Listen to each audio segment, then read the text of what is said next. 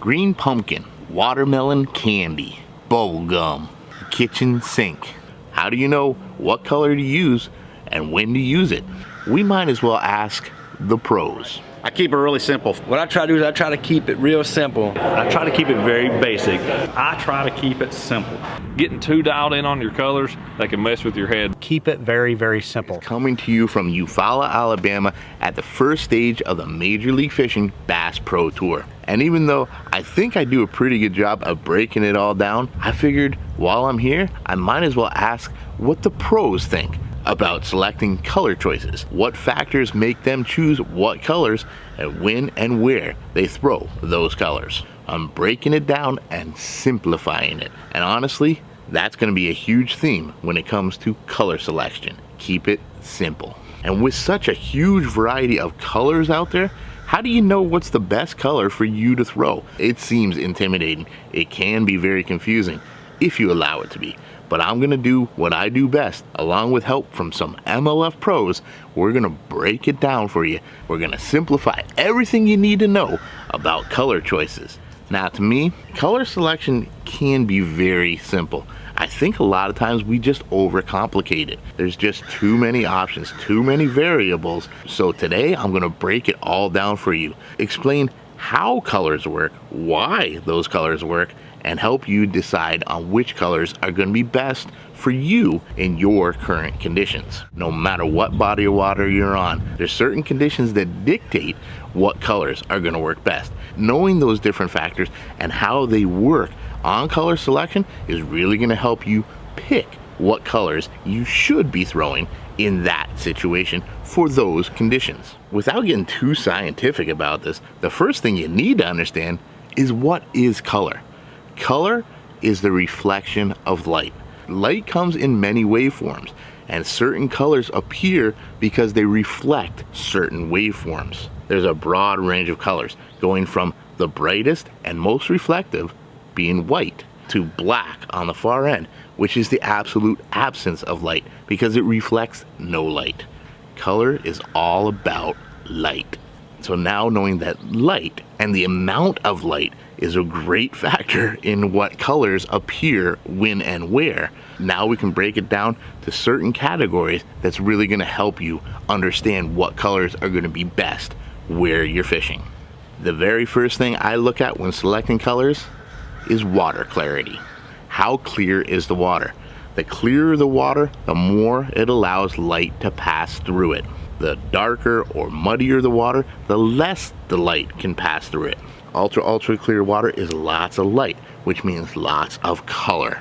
Very dark, very stained water is very little light, which means little light, void of light, and black conditions. Water clarity is completely determined on how easily light can pass through it. So naturally, water clarity is going to go hand in hand with color selection. Ultra crystal clear water allows a lot of light to be able to pass through it.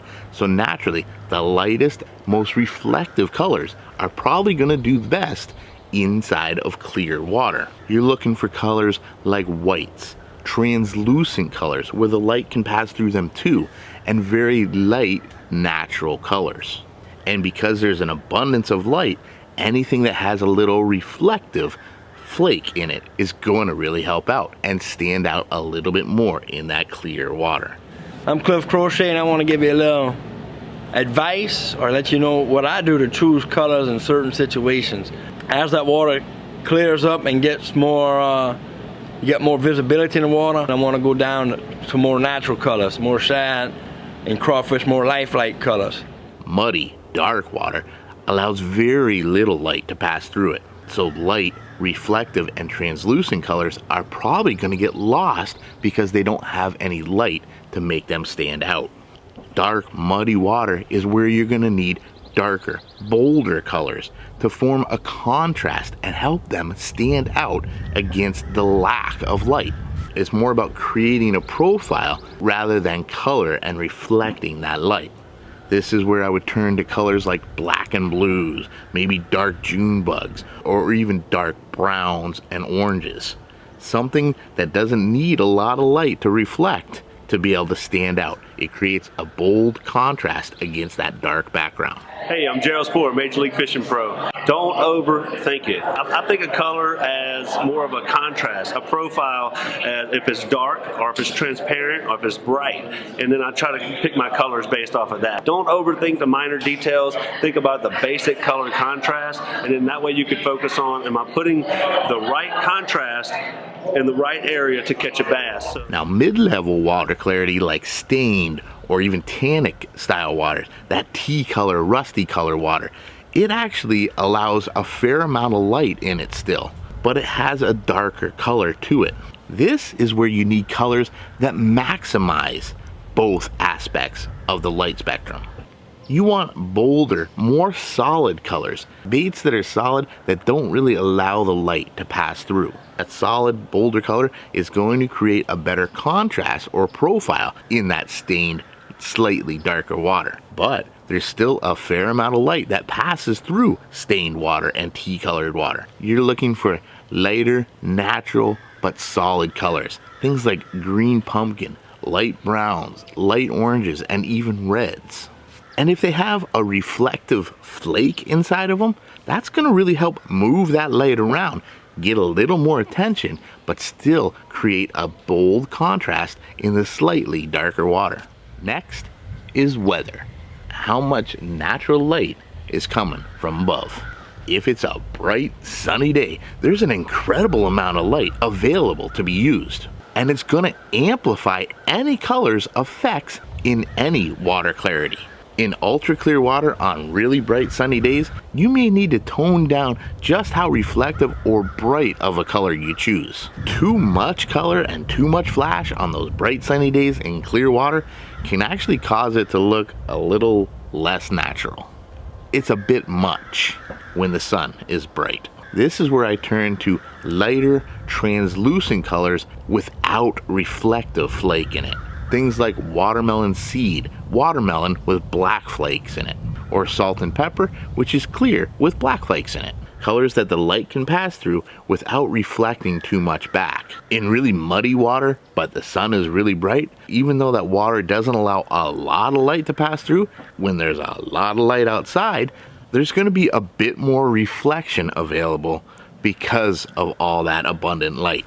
This is where a little flash or brightness might actually help, selecting those dark colors with a little bright reflection in it, like red flake, or even splashes of bright chartreuse. You might as well amplify it with that little bit of light that's readily available. Now, overcast days or rainy days, there's a lot less light to go around. So fine-tune your color selection to colors that don't need as much of that light to be effective. In ultra clear water on a cloudy day, whites or very reflective flakes, or very bright colors like chartreuses, bubblegum pinks, colors that really stand out, may work very well in ultra clear water, but when there's very little light.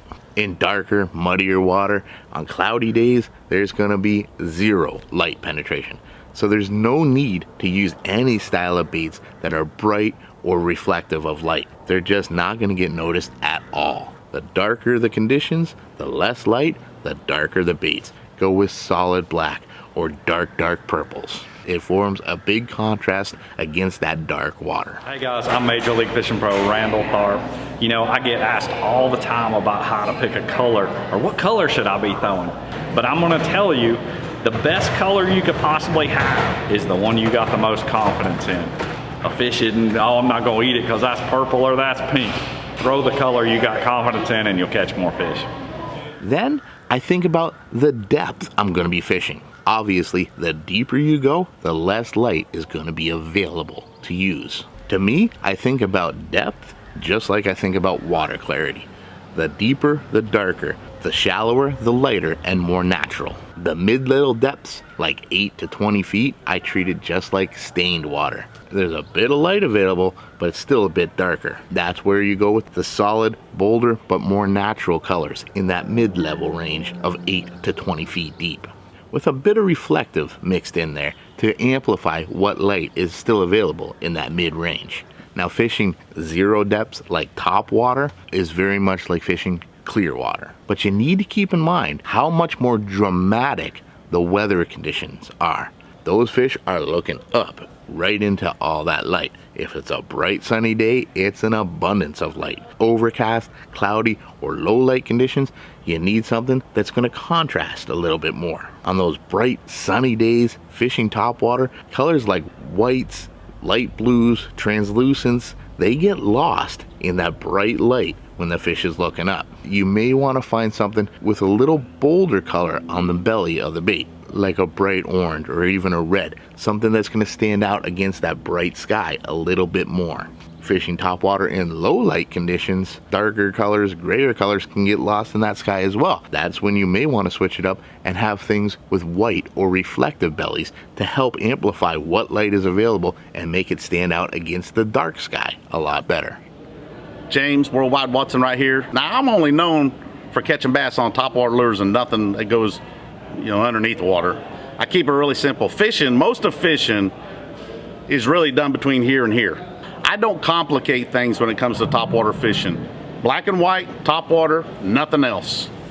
And finally, the last factor that I look at is the forage. What is the readily available bait in the water you're fishing? If that lake is full of bluegill, but there's no shad, clearly you're going to want to choose colors that best imitate bluegill. And adjust the brightness and hue of those bluegill colors to the conditions we just went over. If shad is the main bait fish, then use shad colors and fine-tune those shad colors to the water clarity, the weather conditions, and the depth you're fishing at. And of course, if they're feeding heavily on crayfish colors adjusted to those factors as well. Hey everybody, Ott Defo here, 2019 Bassmaster Classic Champion. Picking the right color bait, whether that's a hard bait or soft bait, can be a hard decision. Number one, you want to know what those fish are eating. Crawfish, shad, bluegill, those things are in nearly every system we fish throughout the country. And as long as you're imitating one of those, and then it's a bait that's going to show up with the water conditions you've got, that's probably what you need to go with. So there you have it. Now that you know the factors and how they affect colors, it should be easier to pick what color is going to be best for whatever conditions you're facing. But the greatest tip any one of us can give you when we're selecting colors and what's the best color to throw is to keep it simple, because of the knowledge and confidence you learned by looking at the simple factors: water clarity, weather conditions, depth range, and the forage. Hey fans, MLF Pro Brent Chapman here. If you go to a tackle store, it can be overwhelming, the amount of colors out there.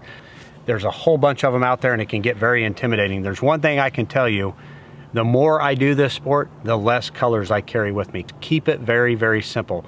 Get you a handful of colors that you're confident in. When you find the fish, stick with your basic colors and you'll have good success. Hope that helps you catch a few more fish.